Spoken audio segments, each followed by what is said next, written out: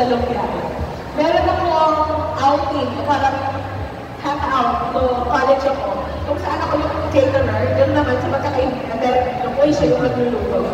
So ako yung tao na yun. Si Ami, pagka may Christmas party, siya yung mag-ilid ng potluck or ng whatever. Kayo ba yun? Yeah.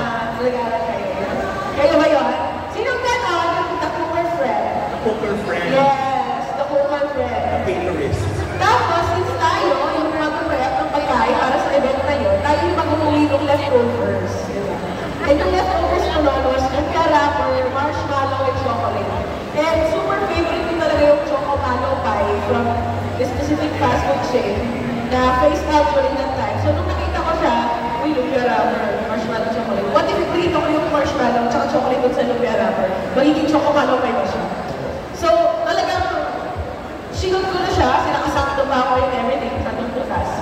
And nag-fail yung recipe, but I still posted the video kasi I feel like it's valuable for people to watch that video and see na, hindi pala pwede mag-prito ng marshmallow sa lumpia wrapper. That to me is still a valuable piece of knowledge.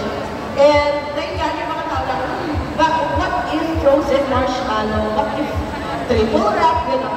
So, ginawa ko, sinagyan ko lang sila. Tinry ko lahat ng suggestions nila. To the point na nung bumalik na ako sa usual content ko na kulang-kulang, ang request na nila, yan naman yung irap lumpia wrapper.